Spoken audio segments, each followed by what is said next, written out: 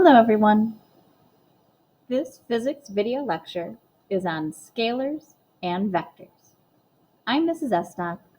Let's get started. In physics, a quantity can either be a scalar or a vector. Scalar quantities have only magnitude or size. They do not have direction,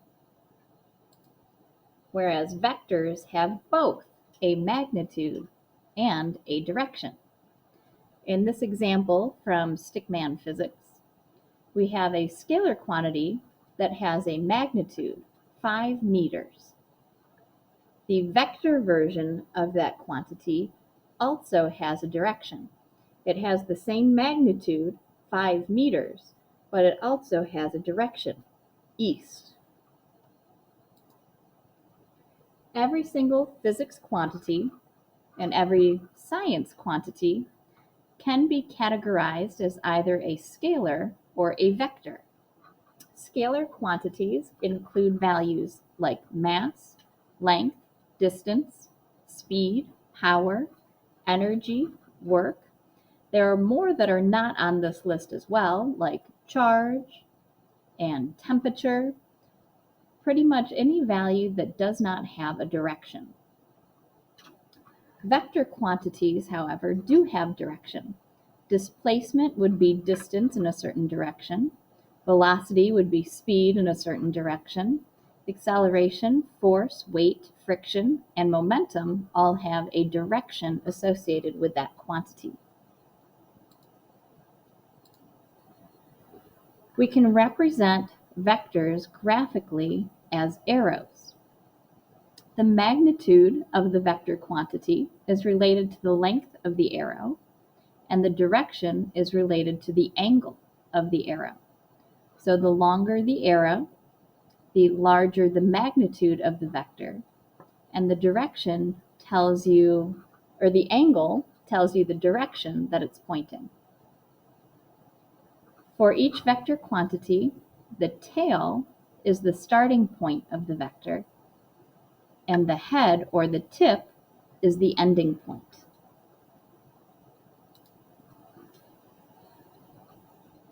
When we add vectors together, we add them in a process that we call head to tail, or sometimes referred to as tip to tail.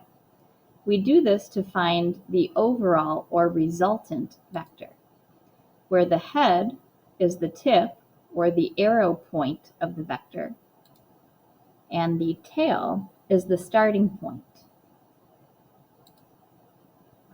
Let's say that we wanted to add a vector of 3 units to the right to a vector of 5 units to the right. How would we show this using vector addition? Well, we would add them head to tail.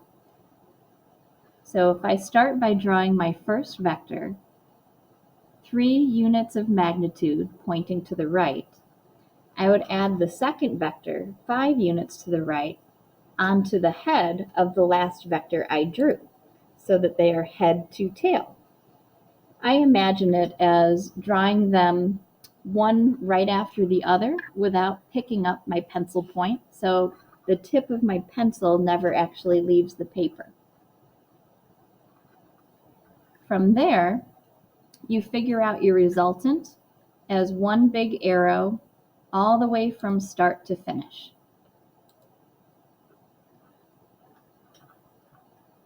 Which should end up being 8 units to the right.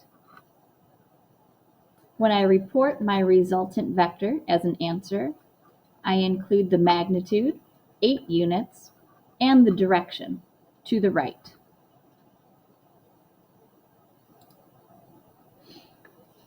Sometimes vectors do not point in the same direction.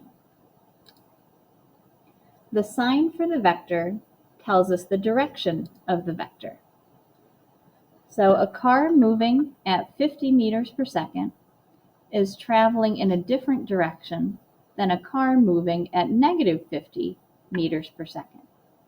Although their magnitudes are the same, we would say that they are different vector quantities because they're pointing in different directions.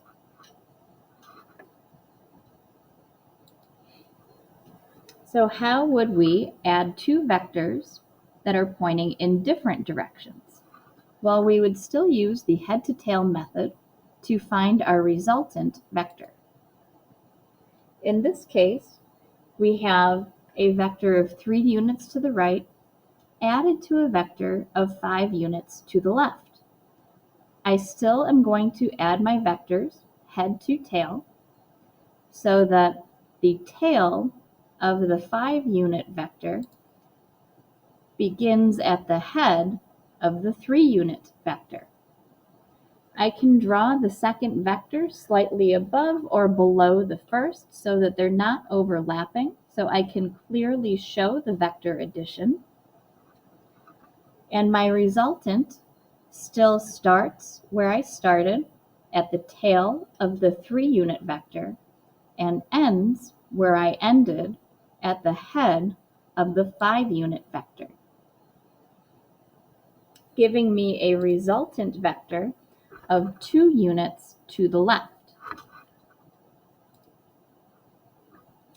Mathematically, you can think of this as taking 3 minus 5 and getting an answer of -2, thinking of right as positive and left as negative.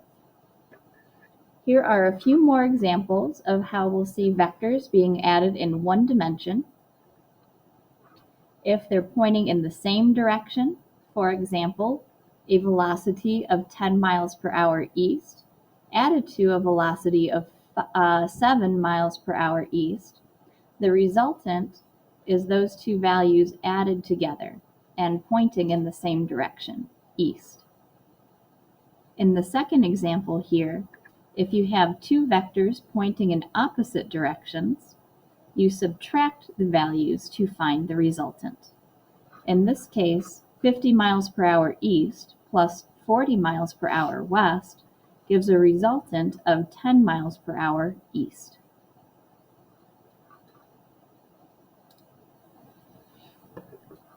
Here are a few more examples for vector addition in one dimension. In the first example, a person walks 8 kilometers east and then 6 kilometers east. The overall resultant vector is 14 kilometers east. You get that by adding the values together.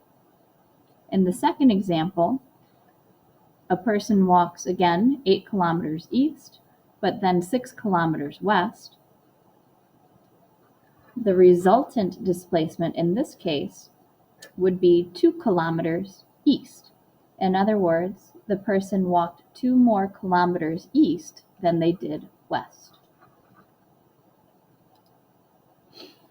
So, in conclusion, when we are adding vector quantities, it's not always the case that 1 plus 1 equals 2. You must consider the direction of the vectors you are adding.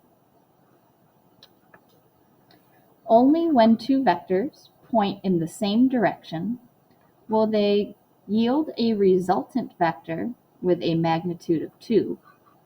But if you have two vectors pointing in opposite directions, 1 plus 1 doesn't necessarily equal 2. In fact, here, since we can consider one direction, let's say to the right, is positive and left would be negative, 1 plus -1 would equal 0. And eventually, when we get to two-dimensional motion, we'll see that if you add these vectors at angles, you can get an answer somewhere in between 0 and 2, where the resultant is equal to the hypotenuse of the two vectors added together at a right angle. So lots of possible combinations when you are adding vectors together. But notice that in each of these examples, you are always adding vectors head to tail. Thanks for watching.